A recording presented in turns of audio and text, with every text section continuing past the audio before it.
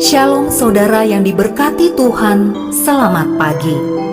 Sate pagi hari ini bertemakan Stop Bergosip. Adapun firman Tuhan terambil dari Filipi pasal 4 ayat 8. Jadi akhirnya saudara-saudara, semua yang benar, semua yang mulia, semua yang adil, semua yang suci, semua yang manis, semua yang sedap didengar, semua yang disebut kebajikan dan patut dipuji, pikirkanlah semuanya itu. Menyebarkan gosip atau rumor mengenai seseorang, walaupun belum jelas kebenarannya, adalah suatu kejahatan yang dibenci Tuhan. Sayangnya, ada begitu banyak orang yang menjadi bagian dari gosip-gosip seperti ini. Dalam keseharian kita, begitu banyak orang cenderung terlibat dalam memberitakan hal-hal buruk mengenai orang lain, walaupun sumbernya tidak jelas. Kita harus ingat bahwa dengan menjadi pelaku gosip, secara tidak sadar, kita sudah ikut berperan dalam merusak citra diri seseorang dan menuduhnya tanpa bukti yang otentik. Kita harus berhati-hati untuk tidak menyebarkan gosip atau desas-desus tentang siapapun, baik itu di kantor atau di tempat kerja, di lingkungan gereja, dan juga keluarga sendiri. Baik gosip itu dilakukan melalui telepon ataupun melalui media sosial. Di zaman yang serba canggih ini, media sosial sangat rentan untuk menjadi wadah menyebarkan berita yang penuh dengan ujaran kebencian dan tuduhan jahat dengan sangat cepat, namun sangat sedikit akuntabilitasnya.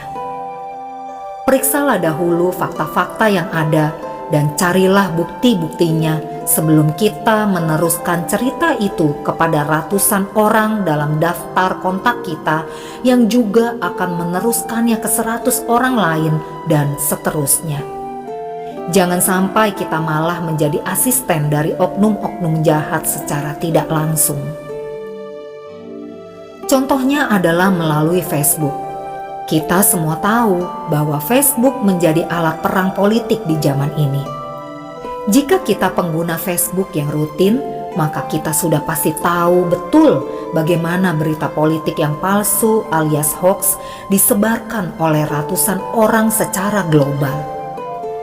Bahkan berita palsu dan fitnah yang sudah sampai jelas kelihatan ketidakasliannya masih mungkin dipercaya oleh banyak orang. Foto-foto yang diedit, kebenaran yang diputar-balikan, dan berbagai macam ulasan palsu semua dipakai menjadi senjata untuk saling menjatuhkan kubu-kubu politik tertentu. Oleh karena itu, di zaman sekarang ini sangat sulit untuk menemukan berita yang benar-benar asli. Antara kebenaran dan kebohongan menjadi sangat rancu. Jangan sampai kita terlibat dan mengambil bagian dalam memberitakan gosip yang jahat ini.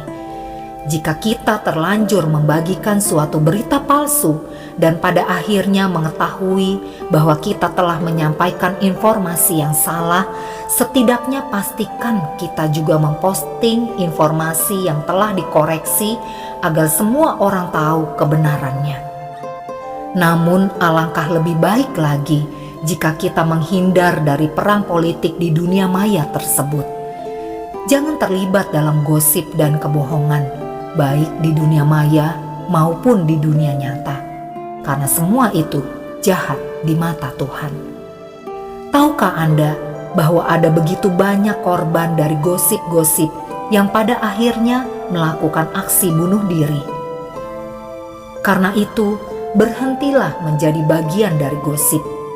Beritakanlah hal-hal yang baik tentang seseorang, bukan yang jahat.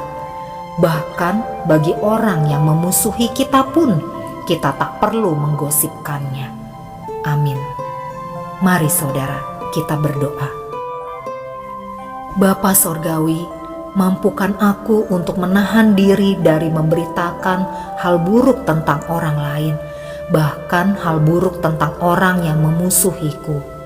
Di dalam nama Tuhan Yesus, aku berdoa. Amin. Kehidupan manusia sungguh banyak dukanya, tapi Tuhan memberkati hasil jerih payahku. Bila kerjaku telah selesai dan ku pulang ke surga, tanganku kan jabat tangan Tuhanku. Tuhan akan menyambutku di seberang sungai jernih. Ku jabat tangannya yang tak terluka, dan ku masuk gerbangnya, berjalan di jalannya.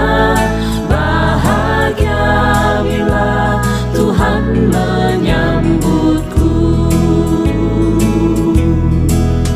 Badai duka dan derita mencoba menghadangku, jalan terjal dan berbatu menghadang di depanku. Janji Tuhan takkan gagal pada umat manusia, dan selalu beserta